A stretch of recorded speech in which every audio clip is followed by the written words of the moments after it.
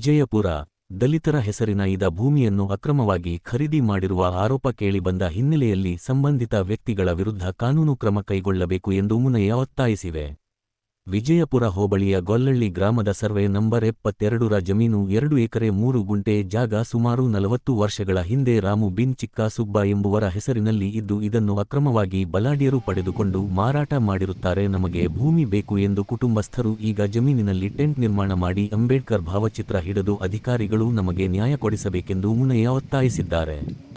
ದಲಿತರಿಗೆ ಸರ್ಕಾರದಿಂದ ಹಂಚಿಕೆ ಮಾಡಲಾದ ಭೂಮಿಯನ್ನು ನಿಯಮ ಉಲ್ಲಂಘಿಸಿ ಖರೀದಿ ಮಾಡಲಾಗಿದೆ ಎಂಬ ಆರೋಪಗಳು ಕೇಳಿಬಂದಿದ್ದು, ಈ ಕುರಿತು ಸಮಗ್ರ ತನಿಖೆ ನಡೆಸಿ ಸತ್ಯಾಸತ್ಯತೆ ಬಹಿರಂಗಪಡಿಸಬೇಕೆಂದು ಆಗ್ರಹಿಸಿವೆ. ದಲಿತರ ಹಕ್ಕುಗಳಿಗೆ ಧಕ್ಕೆ ಉಂಟುಮಾಡುವ ಯಾವುದೇ ರೀತಿಯ ಭೂ ವ್ಯವಹಾರಗಳನ್ನು ಸರ್ಕಾರ ಗಂಭೀರವಾಗಿ ಪರಿಗಣಿಸಬೇಕು ಎಂದು ತಿಳಿಸಿದ್ದಾರೆ. ಈ ಸಂಬಂಧ ಜಿಲ್ಲಾಡಳಿತ ಹಾಗೂ ಸಂಬಂಧಿತ ಇಲಾಖೆಗಳು ಪ್ರಕರಣದ ದಾಖಲೆಗಳನ್ನು ಪರಿಶೀಲಿಸಿ ಕಾನೂನುಬಾಹಿರವಾಗಿ ಭೂಮಿ ಖರೀದಿ ಅಥವಾ ವರ್ಗಾವಣೆ ನಡೆದಿದ್ದರೆ ತಪ್ಪಿತಸ್ಥರ ವಿರುದ್ಧ ಕಠಿಣ ಕ್ರಮ ಕೈಗೊಳ್ಳಬೇಕು ಎಂದು ಒತ್ತಾಯಿಸಲಾಗಿದೆ.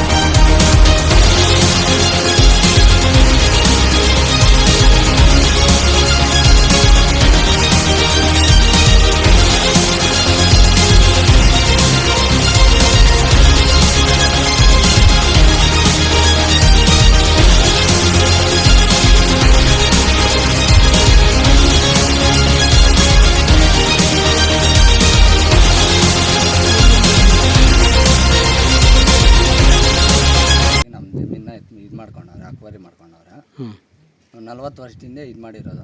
ಅದು ಹೆಂಗೆ ಮಾಡ್ಕೊಂಡವ್ರೋ ನಮ್ಗೆ ಗೊತ್ತಿಲ್ಲ. ನಮ್ಮ ಜಮೀನಾಗ ಬಂದು ಅವ್ರು ಇದು ಮಾಡ್ಕೊಂಡವ್ರೆ. ನಮ್ಮ ತಾತ ಆಸ್ತಿ ಇದು. ಸರ್ವೆ ನಂಬರ್ ಏನಿದೆ? 72 ಸರ್ವೆ ನಂಬರ್. ಯಾರ ಹೆಸರಲ್ಲಿ ಐತಿ ಇದು? ಚಂದ್ರೆಡ್ಡಿ ಅಂತ. ಯಾವ ಊರು ಅವ್ರದ್ದು? ಅಪ್ಪಿರೆಡ್ಡಿ. ಯಾವ ಊರು ಅವ್ರದ್ದು? ಬೆಂಗಳೂರು. ಅಲ್ಲ, ನಿಮ್ಮ ಸರ್ವೆ ನಂಬರ್ 72ರಲ್ಲಿ ಯಾರು? ಗೊಲ್ಲಳ್ಳಿ. ಅವರು ಯಾರ ಹೆಸರಲ್ಲಿ ಐತೆ ಜಮೀನು? ಚಂದ್ರೆಡ್ಡಿ ಅನ್ನೋರ ಹೆಸರಲ್ಲಿ ಮಾಡ್ಕೊಂಡವ್ರೆ. ಅಲ್ಲ, ನಮ್ಮ ತಾತಂದು ಚಿಕ್ಕ ಸುಬ್ಬಪ್ಪ ಅವ್ರ ಹೆಸರಲ್ಲಿ ಇದ್ದಿದ್ದು ಅವರು ಇವ್ರು ಮಾಡ್ಕೊಂಡವ್ರೆ. ಚಂದ್ರೆಡ್ಡಿ ಅನ್ನೋರು. ಚಿಕ್ಕ ಸುಬ್ಬನ ಹೆಸರಲ್ಲಿ ಏನಾದರೂ ಡಾಕ್ಯುಮೆಂಟ್ ಇತ್ತಾ? ಐತೆ, ಡಾಕ್ಯುಮೆಂಟ್ ಎಲ್ಲ ಐತೆ. ಏನಾಯ್ತು?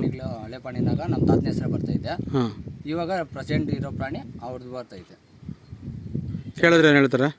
ಕೇಳಿದ್ರೆ ದಬ್ಬಾಳಿಕೆ ಮಾಡಕ್ಕೆ ಬರ್ತಾವ್ರೆ. ಈಗ ಅಧಿಕಾರಿಗಳನ್ನ ಭೇಟಿ ಮಾಡಿದ್ರೆ ನೀವು? ಇಲ್ಲ, ಕಂಪ್ಲೇಂಟ್ ಒಂದು ಮಾಡಿದ್ದೀರಾ? ಇಲ್ಲಿ ವಿಜಯಪುರ ಪೊಲೀಸ್ ಸ್ಟೇಷನ್ನಾಗ ಕಂಪ್ಲೇಂಟ್ ಮಾಡಿದ್ದೀರಾ? ಅವರು ರಿಯಾಕ್ಷನ್ ತೊಗೊಂಡಿಲ್ಲ. ಎಷ್ಟು ದಿನ ಆಯ್ತು ಕಂಪ್ಲೇಂಟ್ ಕೊಟ್ಟು? ಆಯಿತು, ವಾರ ಆಯಿತು. ಏನಂತ ಕೊಟ್ಟಿದ್ದೀರಿ? ಈ ಥರ ಅಕ್ವೈರಿ ಮಾಡ್ಕೊಂಡವ್ರೆ ನಮ್ಮ ಜಮೀನು ಅಂತ. ನೀವು ಎಷ್ಟು ವರ್ಷದಿಂದ ಬಿಟ್ಬಿಟ್ರಿ ಇದನ್ನು? 40 ವರ್ಷ. ಯಾರು ಉಳುಮೆ ಮಾಡ್ತಾ ಇಲ್ಲ ಅವಾಗಿಂದ?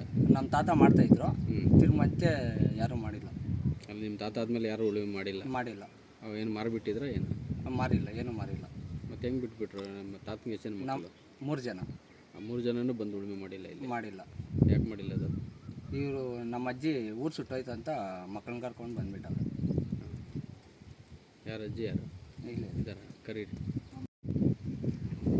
కాలి పైసమే నేత బిడ్డలు నాకు 3 బిడ్డలు నేను నా తల్లి తండ్రితో ఉండొద్దమ్మా, నీ జమీన్ ఆపద్దన్న కానీ రానే వస్తుంది అంటే చెప్పి తోడుకుపోయారు స్వామి నా తల్లిను నా తమ్ముడు.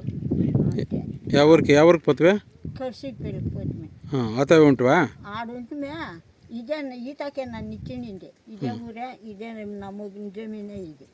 మా తాత మా మొగుడు ఇదే జమీన్లోనే. మేమే చిన్న బిడ్డలు అవుతుంది, ఇంకా ముందు ముట్టలు లేదే పోజీకం చేసి ఊరు కాలిపోయిన దానికి, నేత బిడ్డలు మొగుడు చచ్చిపోయిన దానికి మమ్మల్ని తోడుకొని నాకు తక్కువ ఇది. అంతే స్వామి, ఇంకేమీ లేదు. ఎన్నేళ్ళు చేస్తారు ఈ భూమిలో? మేము చిన్న బిడ్డలు అవుతుంది ఇంకా చేసినాము. ఏమేమి పంట పెడతా ఉంటారు? ఏమి రాగలు, నూగులు పండుకొందము, ఆడకలు, సాములు పండుదము అంతే. ಅವಾಗ ಊರು ಸುಟ್ಟೋಯ್ತು ಅಂತ. మీ పేరు? ಮನೆ ಸ್ವಾಮಿ.